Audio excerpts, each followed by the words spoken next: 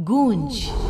रात के ठीक 1 बजे तेज बारिश और कड़कड़ाती बिजली में अपने घर की बालकनी में खड़ी सुमन खोई खोई कुछ सोच रही थी। अंदर आ जाओ ना। उसके घर के अंदर से आवाज आती है।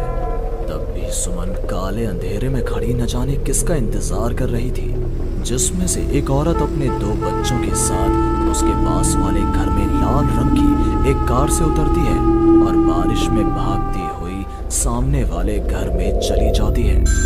हेलो, कौन? मेरा कुछ सामान तुम्हारे पास है, लौटाओगी नहीं? आपका क्या सामान? कौन है आप?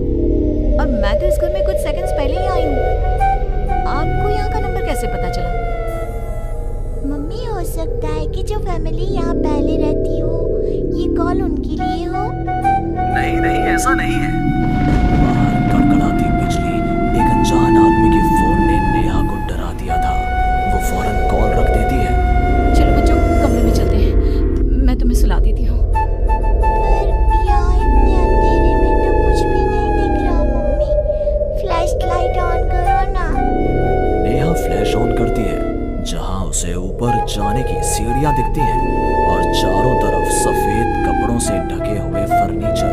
तभी नेहा की 3 साल की बेटी उससे कहती है, मम्मा घोस्ट। नो माय लव, ये तो वाइट क्लोथ्स हैं। चलो ऊपर, मम्मा आपको स्टोरी सुनाएगी। सुनिए ना, चलो चलो चलो। नेहा स्ट्रॉबेरी को गोद में उठाती है और रोहन के साथ सीढ़ियां चढ़ना शुरू करती है। एक एक कदम उसे ऐसा एहसास हो रहा था मानो वो सीढ़ियों पर नहीं दलदल में कदम रख रही हो। ये मेरे पैर सीढ़ियों में धंस क्यों रहे हैं? बहुत देर चलने के बाद सीढ़ियां खत्म होती हैं। ऐसा लग रहा है मानो मैं जन्म से बस चल ही रही हूँ। जैसे तैसे थकी हारी नेहा ऊपर कमरे में पहुंचती है। जैसे ही फ्लैश बेड पर पड़ता है, वो देखती है कि उसके दोनों बच्चे पहले से ही बिस्तर पर सो रहे हैं। मेरा सर चकरा रहा है। बच्चे तो मेरी गोद में थे, यहाँ कैसे आ गए? और वो भी मुझसे पहले। नेहा कुछ समझ नहीं पाती और बेसुध होकर जमीन पर गिर पड़ती है।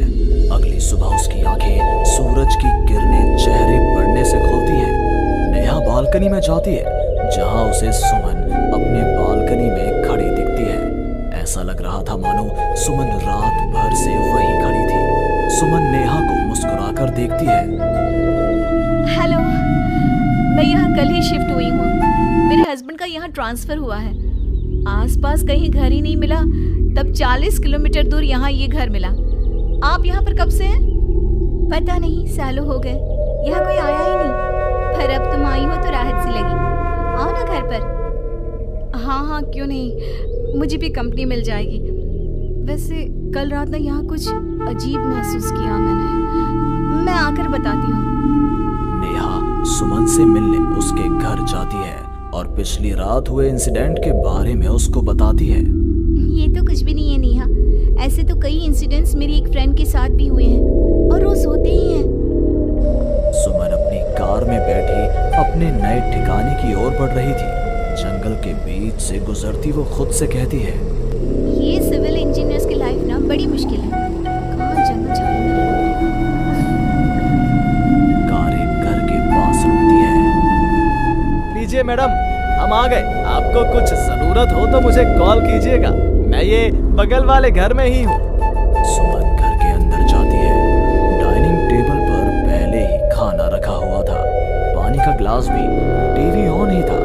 ऐसा लग रहा था मानो अभी अभी यहाँ कोई था या है। चलो, कंपनी अच्छी है, सब अरेंजमेंट्स मेरे आने के पहले ही कर रखे हैं। सुमन खाने की टेबल पर बैठती है, जहाँ 5 लोगों का खाना परोसा हुआ था। ये 5 प्लेट किसके लिए सर्व कर दिया? हाथ है। सुमन अपनी प्लेट से खाना शुरू करती है और उसी वक्त बाकी 4 प्लेटों से भी खाना गायब होने लगता है। प्रमिल, कहाँ हो तुम प्रमिल? सुमन भागती हुई अपने ड्राइवर के घर पर जाती है। सुमन क्या देखती है कि प्रमिल जमीन पर गिरा हुआ है। फर्श पर हर तरफ खून ही खून। प्रमिल के मुंह से भी खून आ रहा था।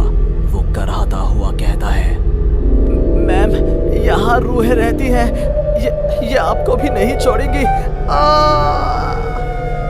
ये कहते कहते ही प्रमिल दम तोड़ देता है और सुबह के 11 बजे अचानक ही अंधेरा छा जाता है। चारों तरफ से अजीबोगरीब आवाजें आने लग जाती हैं। मम्मी आई, अरे कोई खाना देगा क्या मुझे? अरे जी सुनिए ना, प्लीज प्लीज मुझे मत मारो। पापा बचाओ, ये लोग कौन है? सुमन अपने दोनों हाथों से अपने कान को बंद कर लेती है और जोर जोर से चीखती है। अचानक एक सन्नाटा चारों ओर फैल जाता है। सुमन प्रोमिल के घर से बाहर निकलती है। चारों ओर घुप अंधेरा, वो भी कुछ देख नहीं पाती और वापस अपने घर की ओर लौट आती है। इससे अच्छी तो मौत होती, ये मैं कहाँ फंस गई। मम्मा गोदी। अरे सुमन, क्या मरने वरने की बात करती रहती हो? जाओ मेरे लिए चाय बनाओ। ये कौन बोल रहा है? तभी अचानक से घर की लाइट्स ऑन हो जाती हैं। सुमन देखती है कि वो किचन में है। उसके ठीक बगल में एक औरत, जिसके बाल उसके चेहरे की ओर थे, गैस के फ्लेम में अपने दोनों हाथों को पका रही थी। तुम कौन हो? कौन हो तुम? और यहाँ क्या कर रही हो? इनको बहुत पसंद है मेरे हाथों का खाना, तो मैं भी चखवा दूं क्या? कर्कश आवाज में ये कहती हुई वो औरत झट से सुमन के हाथों को आग में डाल देती है। सुमन चीखती रहती है, पर वो औरत उसके हाथों को नहीं छोड़ती। तुम्हारे पेट में एक बच्चा है ना, सूंघ लिया मैंने। और औरत ये कहती सुमन के पेट पर हाथ फेरने लग जाती है और उसके पेट में हाथ डालकर मांस का टुकड़ा बाहर निकाल कर खा लेती है। मेरा बच्चा। ये तो कुछ भी नहीं, उधर देखो। वो औरत दीवार की तरफ इशारा करती है। दीवार पर खून के ऐसे धब्बे थे मानो नवजात शिशुओं को उसी दीवार पर पटक पटक कर मार दिया गया हो। तभी वहां लगभग 5 साल का एक बच्चा आता है। उसका शरीर पूरा सफेद और आंखें काली थी। माँ, भूख लगी है। वो औरत अपने आग में सेके हुए हाथ को वहीं पास में बड़े चाकू से काटकर बच्चे को खाने को दे देती है। सुमन तो समझो अब मर ही चुकी थी। इतना कुछ देखने के बाद कौन ही जिंदा रह सकता था? अब उसका शरीर भी गवाही दे रहा था। एक कदम भी चलना मुश्किल था। वो दीवार को पकड़ पकड़ कर बाहर हॉल में आती है, जहां डाइनिंग टेबल पर 5 लोगों को बैठा देखती है। बिना सर का एक आदमी टेबल पर अपने बीवी और 3 बच्चों के साथ बैठा था। सभी सुमन की ओर देखते हैं। मम्मी, तुम मेरी मम्मी बनोगी। यहाँ हमारी जैसे बहुत सी लग रही थी, बहुत सारी। फिर उस लड़की का क्या हुआ? वो अब जिंदा है? हाँ, उन लोगों को एक जिंदा इंसान भी चाहिए था, जिसे वो रूहें रोज मारे।